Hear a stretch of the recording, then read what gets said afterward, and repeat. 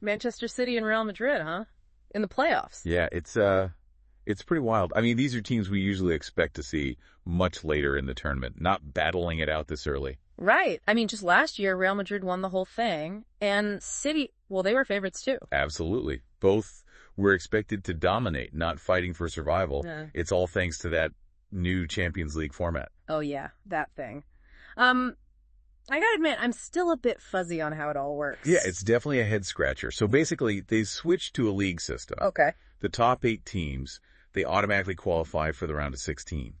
But then the next 16, they have to go through these playoff rounds. Ah, so that's how we ended up with City and Real Madrid in this sudden death match. Exactly. And get this, City finished 22nd. Whoa, 22nd. For real. Yep. And Real Madrid. They only managed 11th. Pretty shocking for these powerhouses. Yeah, it really throws a wrench in all the predictions. I mean, what happened to City? They've been so dominant in the Premier League. They've had a rough go of it. Just recently, they got absolutely destroyed by Arsenal. Like 5-1 hammered. Ouch. And their defense, which is usually their strong point, has been uncharacteristically leaky. Only 4 clean sheets in their last 23 matches. Yeah, that doesn't sound like the City we know. And let's not forget how they barely even squeaked into the playoffs. Oh, right. That last-minute comeback against Club Brugge. Yep. If that hadn't happened, we wouldn't even be having this conversation. So going into this match, it sounds like their defense is a big question mark. It is, especially going up against Real Madrid's attack. I mean, with Mbappe, Vinícius Jr., and Rodrigo. Oh, that's scary. They could be absolutely lethal. And, Bellingham has been feeding them some amazing passes. Yeah, that's a recipe for disaster for City, especially if their defense isn't up to par. But on the flip side, Real Madrid's defense isn't exactly a fortress either. Really? Oh, yeah, they've got a defensive crisis going on. Carvajal, Militao, Rudiger, all out. And then Lucas Vazquez, hamstring injury in their last match against Atletico Madrid. So both teams are a bit vulnerable at the back. Yeah, pretty much. But even with that, Real Madrid is at the top of La Liga. They seem to find a way to win, even when things aren't going their way. It's like it's in their DNA or something. They have this knack for grinding out results, even when they aren't playing their best. Like that draw against Atletico Madrid. Yeah, holding them off despite missing half their defense. Exactly.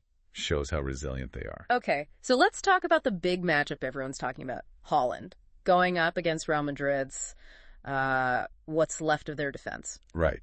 It's interesting because he actually hasn't scored in his last 4 appearances against them. Oh, really? So maybe this is the match where he finally breaks that streak. Yeah, maybe. But there's something about Real Madrid that seems to just shut him down.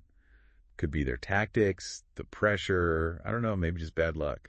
But you have to wonder, even if Haaland does score, can City's defense withstand Real Madrid's attacking power? I mean, could this just come down to which team has the stronger offense? That's definitely a possibility, especially considering how potent Real Madrid is up front. But there's another interesting factor to think about. Kevin De Bruyne. De Bruyne? Yeah, he's got this, knack for performing well against Real Madrid. He's actually the only player who has scored and assisted in multiple Champions League matches against them. Oh, wow, that's impressive. Right. Makes him someone to watch in this match, for sure. Yeah, he does seem to shine in the big games. So what are our sources predicting for this first leg? Well, Pinnacle has Real Madrid winning with both teams scoring, giving them plus 352 odds. Interesting. And Bet Reverse, they're offering plus 245 on Rodrigo scoring anytime. Okay. And Bet Victor likes a draw with both teams scoring at 72. So it seems like the odds makers are leaning towards Real Madrid, even with their defensive struggles. Is that because of their attack, or is there something else going on? I think it's a few things. I mean, Real Madrid has this history of, invincibility in the Champions League. Yeah, especially against City. I mean, they've knocked them out a few times recently, right? 3 times, in fact. So there's definitely that psychological factor. Right. City will be trying to finally get over that hump. Must be a lot of pressure. Oh, yeah, for sure. And Real Madrid, well, they've got this way of stepping up when it counts. Remember, they're still at the top of La Liga despite all the injuries. Right. They always seem to find a way to pull it off, which makes them, pretty dangerous to play against. It's almost like they have this, magic touch in the Champions League. Yeah, you could say that. But even with that, their defense, it's a bit concerning, right? Can they really hold off a team like City with so many key players out? Yeah, that's the big question, isn't it? It's a real clash of Well, you could almost say a clash of philosophies. How so? Well, Real Madrid, they're relying on their attack. It's their strength. It's what they know. But their defense, let's just say it's a bit makeshift. And City, they're going to come at them with everything they've got. Waves of attacks. It makes you wonder how the managers are going to approach this tactically. I mean, Guardiola, he's known for being very, well, strategic. Oh, absolutely. Yeah. He's probably already got like 5 different plans mapped out.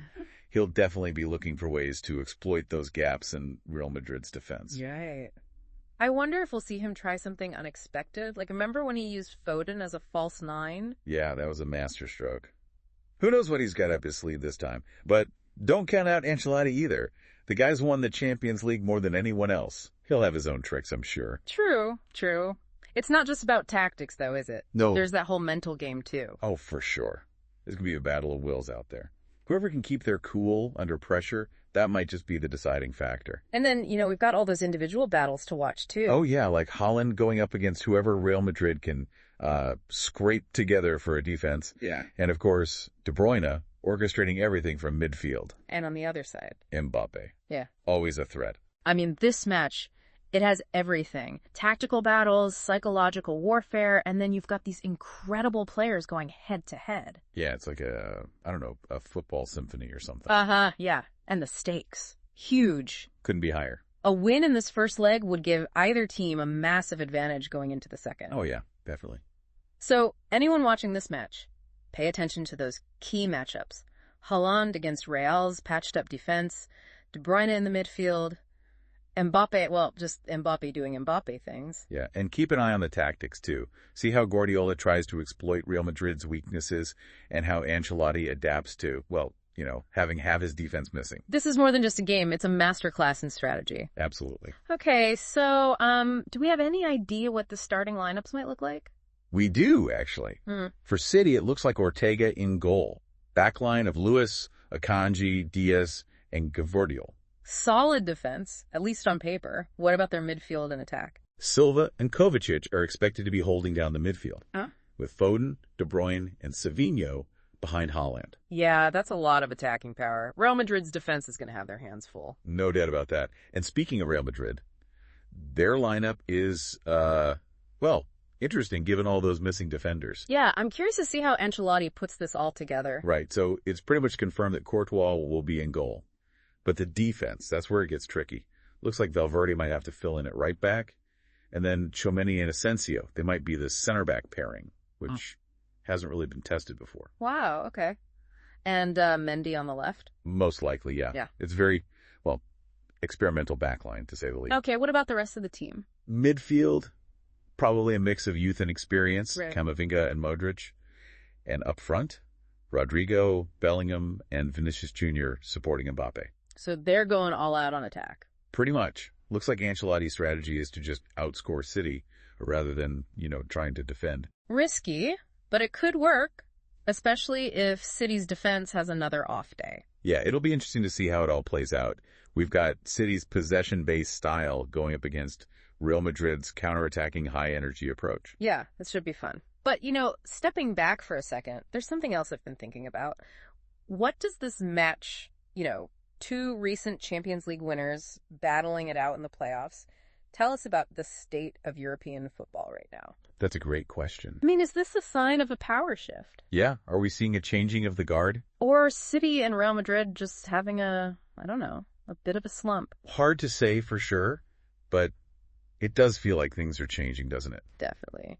And this new Champions League format, well, it's definitely shaken things up. Yeah. Even the big clubs aren't immune to surprises anymore. That's for sure. And that's part of what makes this match so interesting. It's not just about these two teams, It's like a reflection of the bigger picture.